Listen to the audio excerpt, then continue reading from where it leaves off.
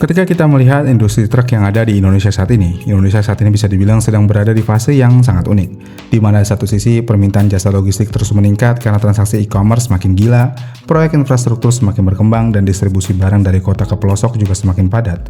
Semua ini bikin kebutuhan armada truk yang ada di Indonesia sebenarnya menjadi terus naik dari tahun ke tahun. Tapi anehnya di tengah kondisi tersebut, penjualan truk baru justru tidak selalu melesat sesuai ekspektasi.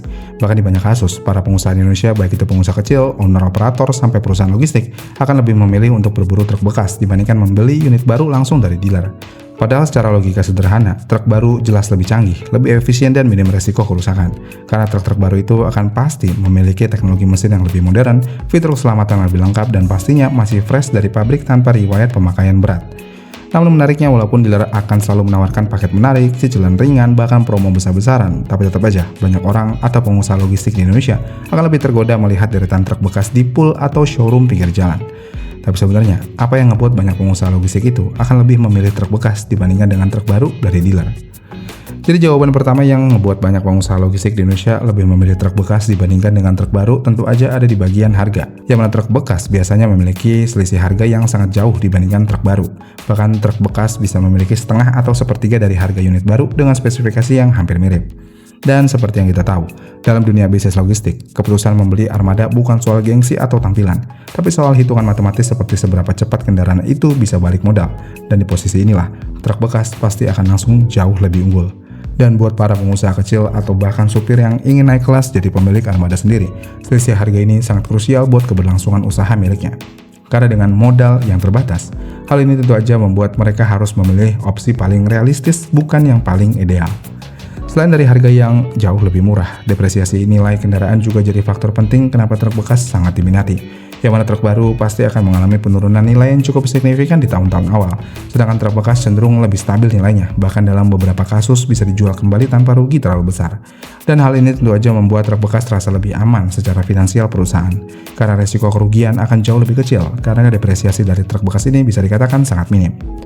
Lalu kemudian selain dari faktor harga dan juga depresiasi, keunggulan lain dari pembelian truk bekas ini ada di bagian unit yang siap pakai tanpa harus menunggu lama. Yang mana saat seseorang membeli truk baru, biasanya para pembeli truk itu hanya akan mendapatkan sasis kabin truk dan juga mesinnya aja. Artinya kendaraan tersebut belum bisa langsung digunakan secara langsung karena masih butuh proses karoseri untuk pembuatan bak, tangki, dam, box, atau jenis bodi lainnya yang biasanya akan memakan waktu berminggu-minggu bahkan berbulan-bulan tergantung antrian dan kesulitan dari desain yang diinginkan. Sedangkan ketika para pengusaha logistik itu membeli truk bekas yang udah ada di pasaran, truk-truk itu udah pasti memiliki bentuk yang udah jadi yang ngebuat para pengusaha logistik tinggal beli, balik nama, dan langsung jalan. Dan mereka menjadi tidak ada waktu tunggu, tidak ada biaya tambahan untuk karoseri, dan tidak ada resiko keterlambatan produksi. Dan buat para pengusahaan yang butuh tambahan armada cepat untuk memenuhi kelonjakan permintaan, opsi ini jauh lebih masuk akal dibandingkan harus menunggu unit baru selesai proses. Bahkan semua keinstanan dari truk bekas ini semakin didukung dengan adanya momen ketersediaan unit yang sulit didapat. Yang mana ketika tahun 2020 sampai dengan 2022, industri otomotif global mengalami gangguan rantai pasokan, mulai dari kelangkaan chip semikonduktor, keterbatasan bahan baku, sampai dengan distribusi yang terhambat. Hal ini juga berdampak langsung ke pasar truk baru yang ada di Indonesia pada saat itu, di mana waktu inden menjadi lebih lama, bahkan dalam beberapa kasus bisa mencapai berbulan-bulan. Kondisi ini buat para perusahaan logistik yang sedang berkembang menunggu bukanlah pilihan, mereka membutuhkan armada tambahan secepat mungkin untuk mengejar peluang bisnis. Akhirnya pasar truk bekas menjadi solusi paling logis dan kondisi ini membuat permintaan truk bekas semakin tinggi. Bahkan dalam beberapa periode terakhir, harga truk bekas justru ikut naik karena tingginya permintaan. Dan hal ini membuktikan kalau dalam dunia bisnis, khususnya di dunia logistik, ketersediaan sering sekali jauh lebih penting daripada kesempurnaan sebuah armada untuk operasionalnya. Lalu kemudian kelebihan lainnya dari truk bekas yang menjadi semakin diminati adalah plat kuningnya, yang mana di Indonesia status kendaraan sebagai angkutan umum atau plat kuning memiliki nilai ekonomi tersendiri di pasaran. Karena truk bekas dengan plat kuning bisa langsung digunakan untuk operasional komersial tanpa perlu proses tambahan yang rumit. Dan menariknya banyak truk bekas dijual oleh perusahaan besar yang sebelumnya sudah menggunakan kendaraan tersebut sebagai armada operasional dengan plat kuning yang masih menempel, ngebuat status plat kuningnya itu udah aktif dan siap digunakan kembali. Dan buat para pembeli, hal ini adalah keuntungan besar buat mereka ketika pembeli truk yang sudah berplat kuning. Karena mereka tidak perlu repot-repot mengurus perizinan dari awal dan tidak perlu menunggu proses administrasi yang panjang.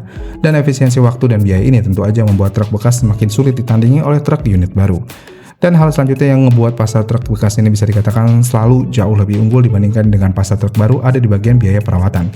Yang mana walaupun secara teori truk bekas pasti akan juga lebih boros dan lebih sering rusak dibandingkan truk baru, tapi fakta di lapangan tidak sepenuhnya mengatakan hal itu benar. Karena truk bekas yang dirawat dengan baik, terutama dari perusahaan besar yang memiliki standar maintenance tinggi, justru bisa memiliki truk dengan kondisi yang masih sangat layak pakai.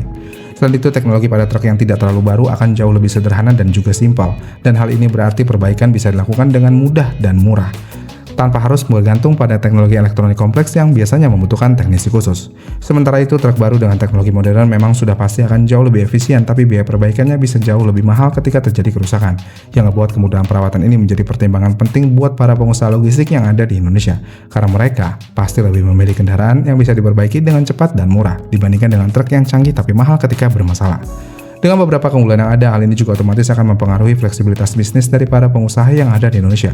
Yang mana dengan modal awal yang lebih rendah, mereka bisa lebih berani mengambil proyek dengan margin kecil, mencoba rute baru atau bahkan bereksperimen dengan jenis usaha lain tanpa tekanan finansial yang terlalu besar. Tapi hal ini berbanding terbalik ketika pemilik truk itu mengambil truk baru yang biasanya masih terbebani cicilan, di mana mereka biasanya akan memastikan setiap perjalanan menghasilkan keuntungan yang cukup untuk menutupi biaya operasional dan cicilan. Lalu ketika kita sudah melihat alasan-alasan utama kenapa truk bekas ini akan jauh lebih diminati, kita akan melihat data keunggulan dari truk bekas ini yang ada di pasaran saat ini. Yang untuk perbandingan harganya kita ambil contoh untuk di truk Fuso. Untuk harga barunya, Mitsubishi Colt Diesel tipe terendah yaitu FE71 berada di harga kurang lebih 390 jutaan. Kemudian varian berikutnya FE73, FE74 dan Canter 84 sampai 85 ada di harga 415 sampai dengan 545 juta rupiah. Kalau untuk varian yang lebih lengkapnya seperti Fighter berada di harga 500 sampai dengan 900 juta rupiah. Dan bisa dikatakan tentang harga truk Fuso terbaru di tahun 2026 ini berada di harga 400 jutaan sampai dengan 900 jutaan. Sedangkan untuk harga truk Fuso di pasar bekas, misalnya kita ambil contoh yang keluaran tahun 2022. Colt Diesel 2022 berada di harga kurang lebih 250 juta sampai dengan 350 juta rupiah. Lalu untuk tipe Canternya, untuk harga bekasnya berada di rentang harga 300 juta sampai dengan 420 juta rupiah. Dan kalau dilihat selisihnya, truk ini memiliki selisih harga sekitar 150 sampai dengan 400 juta rupiah tergantung tipenya. Bahkan selisih harga ini bisa lebih jauh jika truk yang dijual itu adalah bekas eks tambang ataupun bekas eks proyek yang memiliki harga jauh lebih murah. Lalu untuk di bagian konsumsi bahan bakarnya, Fuso terbaru juga sudah mengalami peningkatan efisiensi mesin dan menggunakan optimasi turbo dan juga teknologi mesin terbaru, yang ngebuat truk Fuso ini akan jauh lebih hemat 5 sampai dengan 10% dibandingkan generasi sebelumnya. Dengan rata-rata konsumsi BBM-nya berada di 1:6 atau banding 9, tergantung muatan dan juga kondisi. Lalu untuk Fuso bekas yang masih pakai Euro 4 ataupun sudah Euro 5, teknologi di mesin truk ini juga masih jauh lebih sederhana dan juga lebih boros, dengan konsumsi bahan bakar kurang lebih 1:5 sampai dengan 1:7. Ya walaupun Fuso terbaru memang jauh lebih irit, tapi perbedaan konsumsi bahan bakarnya tidak terlalu jauh, yang ngebuat selisih irit BBM antara truk Fuso baru dan yang second akan kalah sama selisih harga beli. Lalu untuk fitur dan desainnya pun, untuk di bagian desain, truk Fuso ini bisa dikatakan hampir memiliki desain yang serupa karena masih menggunakan desain black belt di bagian depan yang menjadi identitas visual Fuso modern. Sedangkan untuk di bagian fiturnya, Fuso 2026 juga sudah menggunakan tema Zero Downtime yang bisa memberikan data secara real time unit di runner telematics dan aplikasi My Fuso untuk pemantauan kendaraan secara real time dan manajemen perawatan after sales yang lebih efektif. Ya walaupun fitur ini tidak ada di generasi tahun 2022, tapi fitur ini bisa dikatakan tidak terlalu berpengaruh penting terhadap performa ataupun mobilitas si supir ketika mengoperasikan armadanya di jalan. Jadi ya, fenomena truk bekas yang lebih laku dibandingkan truk baru bukan sesuatu yang aneh jika dilihat dari sudut pandang bisnis. Karena keputusan membeli truk bekas ini bukan didasarkan pada keinginan untuk mendapatkan kendaraan terbaik, tapi untuk mendapatkan hasil terbaik dari investasi yang dikeluarkan. Dengan harga yang jauh lebih terjangkau, waktu operasional yang lebih cepat, ketersediaan unit yang lebih pasti, dan kemudahan dalam aspek administrasi ataupun perawatan, truk bekas menawarkan satu hal yang paling dicari oleh pelaku usaha, yaitu efisiensi. Dan dalam dunia logistik yang penuh tekanan biaya dan persaingan ketat, keputusan seperti ini bukan hanya masuk akal, tapi juga sering sekali menjadi kunci utama bertahan dan berkembang. Gimana menurut kalian? Apakah truk bekas benar-benar semenarik itu? Komen di kolom komentar di bawah, dan sampai jumpa di video selanjutnya.